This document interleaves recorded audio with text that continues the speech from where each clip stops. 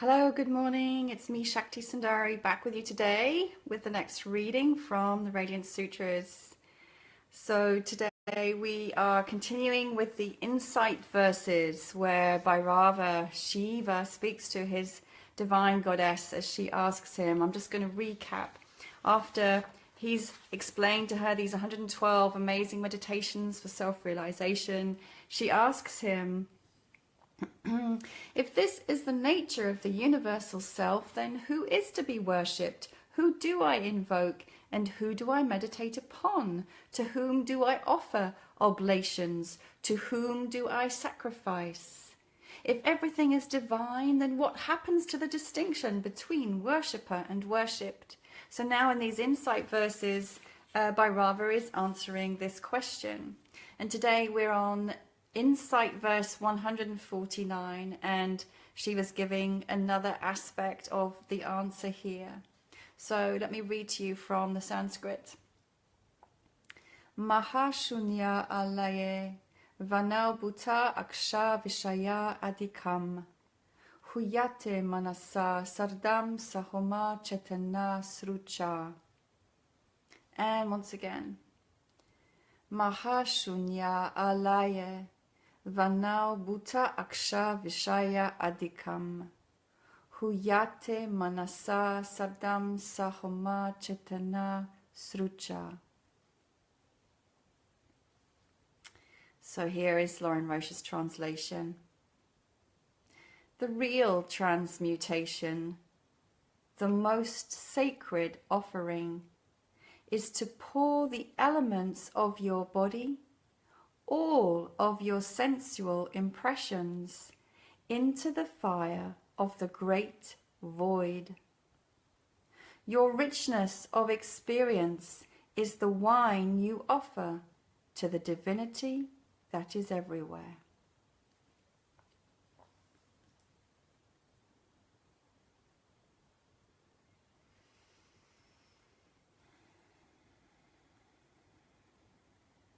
So much in this verse.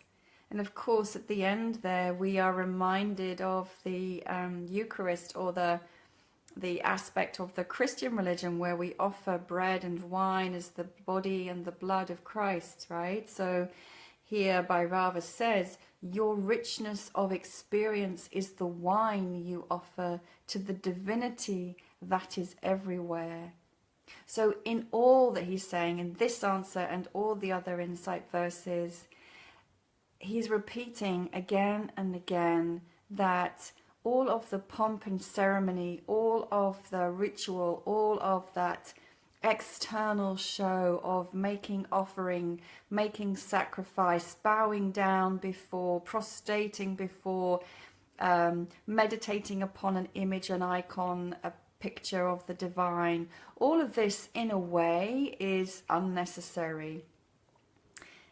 The real worship that's required and that we are invited to through these verses, through these meditations and this practice is simply, although simply is kind of like making it sound like it's really easy, and actually I think, it can be really challenging to live this, but it is simply to embrace all of life in its totality, and that is our worship, that is our offering, that is our prayer in every moment, to be fully, totally immersed in the moment. So going through this again, the real transmutation, so transmutation is a changing of one thing to another. So again, reminder of how blood was changed into wine and body into bread, or how, sorry, that's the other way around, isn't it? In the Christian tradition, it's the other way around, that we take bread and we say this is the body, and we take wine and we say this is the blood. And there's a belief in some paths that transmutation really does take place. In the tantric world, I have personally experienced the transmutation or the transformation of one person, physical being, who's standing before me into the faces of many other people. So that can also happen. The real transmutation, the most sacred offering, is to pour the elements of your body, all of your sensual impressions, into the fire of the great void.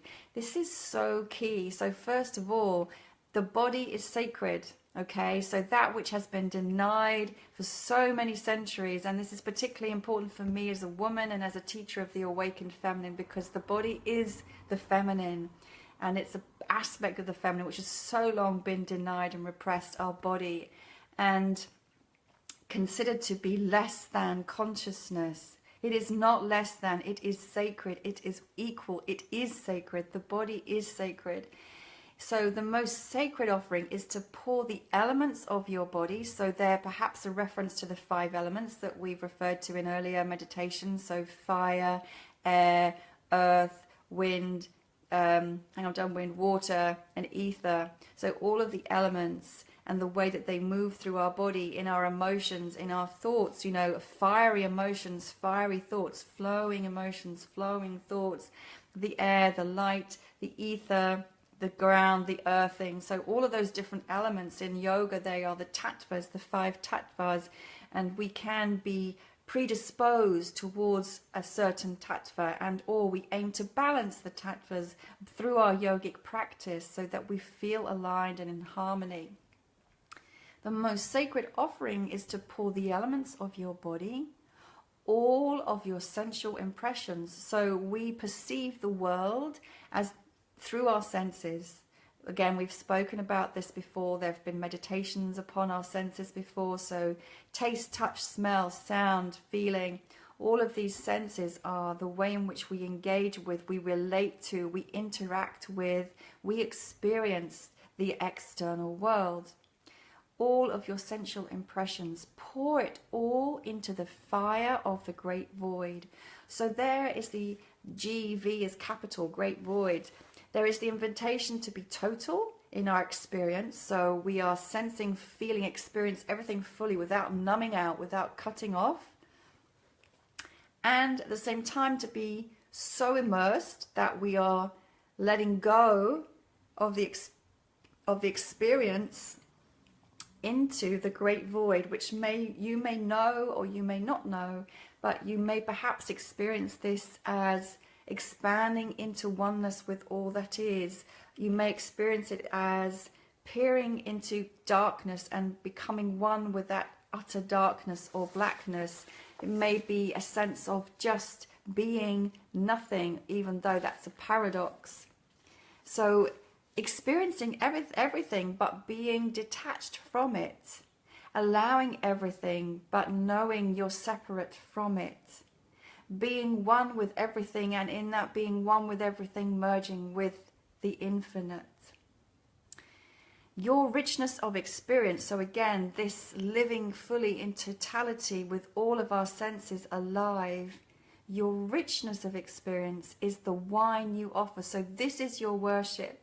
By being total in life, is the wine you offer to the divinity that is everywhere. So once again, it's not some God perched on a pedestal in the clouds. It's not one deity who is mightier than any other. The divinity is already permeating all of existence. And the more we immerse ourselves with all of our senses and all of our beings in the experience of life, the more we are praying, the more we are already kneeling at the altar of our own divinity. So that is my reading for today from the amazing Radiance Sutras. So thank you for being with me again, and join me tomorrow for the next reading. Much love and Sat Nam.